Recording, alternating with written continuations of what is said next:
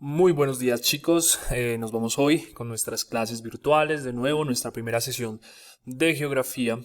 Espero que la estén pasando muy bien, espero que estas nuevas dinámicas de clase nos alienten un poco para descubrir nuevos conocimientos a través de los medios tecnológicos. Bueno, para empezar, quiero hacer varias recomendaciones, creo que ya lo habían escuchado, pero vale la pena repetirlo.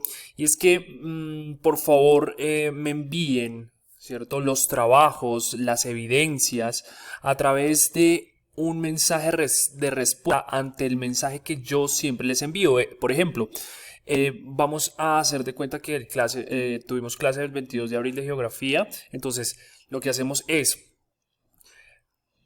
recibir nuestro correo clase 22 de geografía donde está toda la información, todos los videos, y a ese correo es donde vamos nosotros a responder y mandar y enviar nuestras evidencias. ¿Listo? No me lo envíen como un correo nuevo porque digamos que se me dificulta el proceso de retroalimentación. Ustedes saben que todas las notas tienen una retroalimentación. La segunda recomendación que les voy a hacer es, por favor, al momento de tomar las fotos de las evidencias, lo hagan con una luz natural, que no se reflejen sombras. También que coloquemos el celular de una forma paralela a la superficie. Si lo hacemos en un plano inclinado, va a ser muy difícil la lectura. Que estén en orden. Y finalmente, por favor, para que ustedes verifiquen que las fotos quedaron bien tomadas y que no quedaron movidas o fuera de foco.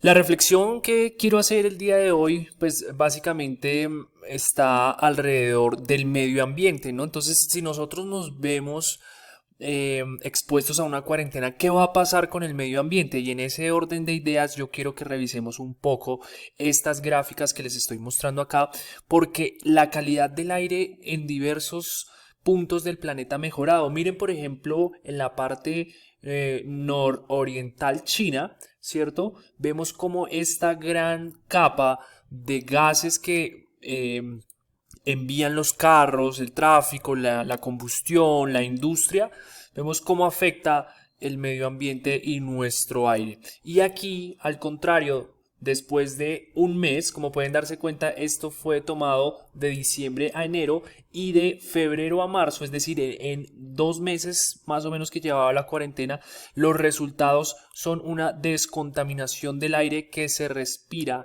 y una disminución de las partículas que hay en el aire. Entonces, démonos cuenta que también esta cuarentena nos va a ayudar y da un respiro al planeta muy interesante.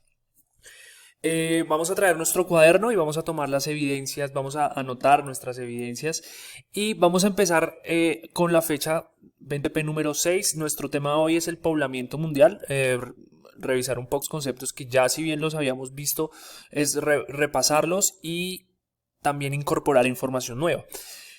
Los desempeños 1 y 2 somos los que estamos trabajando y aquí hay una imagen para que nosotros entendamos por qué saber cómo se ubica la población a nivel mundial. En un principio el ser humano aparece de este punto, registros más antiguos que se han encontrado, y el ser humano se desplaza a través de todos los continentes, ¿cierto? Llegando más recientemente a lo que conocemos nosotros como América del Sur.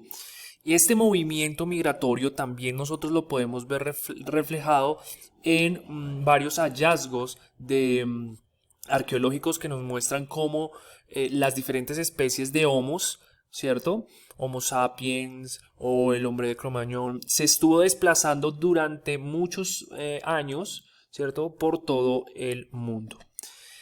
Ahora, cuando aparece la agricultura nos volvemos una sociedad sedentaria y en ese aspecto nosotros tenemos que entender que hay unos factores que influyen en el ambiente y digamos que en la decisión del ser humano de establecerse en un lugar. Esos factores son físicos y socioeconómicos. Físicos los vamos a entender como el clima. Si de repente a mí el clima me gusta, yo voy a quedarme allí. Los suelos son suelos fértiles que a mí me dan una facilidad para hacer mis actividades agrícolas. El relieve. Si yo tengo, por ejemplo, si vivo en una montaña es diferente si yo vivo a una llanura, que digamos que son unas diferencias muy de extremos, pero pues digamos que nosotros vivimos en la parte alta de la montaña en Bogotá, ¿cierto? Pero hay personas que viven, por ejemplo, en el llano, entonces esos son factores. Recursos hídricos, pues que haya un abastecimiento de agua. Los factores socioeconómicos, ¿cuáles son? La política, que yo me sienta acorde con la política, una ocupación productiva donde yo pueda desenvolverme como ser humano, unos servicios, es decir, en este país a mí me dan un servicio de salud mejor o no, y una religión y tradición, que esto es muy importante porque también es un factor que nos permite ver cómo el ser humano se adapta a su medio, pero también el medio se adapta al ser humano, una relación que se da entre los dos. Bien, ¿cómo se distribuye la población a nivel mundial? Entonces, nosotros vamos a entender aquí, ¿cierto? Cómo funcionan los mapas. Vamos a empezar a leer los mapas. Y en este mapa corresponde a todo el mundo. Vamos a encontrar que el título es la distribución de la población mundial y vamos a ver habitantes por metro cuadrado, es decir, cuántos habitantes hay por un metro cuadrado, ¿cierto? Ahora, las partes rojas es donde hay más de 100 habitantes por kilómetro cuadrado. Lo siento. Acá hay de 50 a 100 personas por kilómetro cuadrado. Este color naranja más clarito, de 10 a 50 personas por kilómetro cuadrado. Aquí vamos a entender de 1 a 10 personas por kilómetro cuadrado y acá menos de una persona por kilómetro cuadrado, ¿cierto?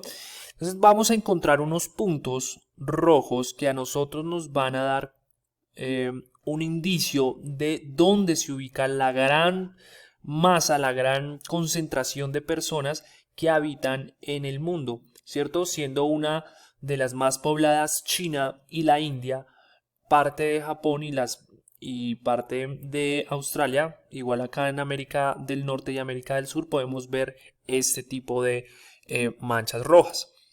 Bien, ¿cómo se distribuyó o cómo se distribuye, ¿cierto? América Latina. Bien, nosotros tenemos acá la distribución en América Latina y esto se da de manera desigual debido a que todos los espacios no tienen unas mismas condiciones. Al ser un territorio bastante diverso en su forma física, pues nosotros vamos a entender que la población que allí se conglomera, pues va a ser de manera diferente, no va a ser como tan igual, ¿cierto? La densidad en América Latina, ¿cierto? En América es del 70, significa que el 77% vive en las ciudades, en estas grandes concentraciones que nosotros vemos, ¿cierto? Vive el 77% y solamente el 23% lo hace en el campo, ¿cierto? En algunos casos, como en este pedazo de aquí que es Argentina y Chile, vamos a encontrar que es del 80% la población que vive en las ciudades, ¿cierto? Esto debido a que la ciudad ha traído, digamos que un mayor, entre comillas, desarrollo para las profesiones del sistema económico que se maneja. Bien, vamos entonces a mirar también la parte de Europa, y en Europa nosotros vamos a encontrar que también hay un poblamiento, ¿no? Más de 500, aquí tenemos más de 100 a 500, de 50 a 100 y de 0 a 50. Entonces vemos también que hay unas partes de Europa que están muy pobladas donde hay más de 500 personas por kilómetro cuadrado. Significa que viven muchas más personas en los espacios rojos, mientras que en estos sitios, ¿cierto? Vamos a encontrar que viven de 0 a 50. A diferencia de América Latina, es un poco más homogénea, ¿cierto? En la medida que casi todo está sobre de 50 a 100. Si se dan cuenta, el color predominante viene a ser el segundo color y lo vemos por todo el mapa de Europa. Si nos vamos a Asia, la cosa cambia, ¿cierto? Si nos vamos a Asia, nosotros nos vamos a encontrar aquí más de 100 personas, de 50 a 100. Igual, los colores nos van a determinar y digamos que los puntos son esas ciudades que son más pobladas. Entonces vamos a tener un punto de referencia en la India, pero también en China. De hecho, acá donde se concentra la mayor parte de la población china tenemos a Wuhan, que es el epicentro de lo que está pasando hoy en día, al igual que parte de Japón, ¿cierto? Y las Indias polinésicas.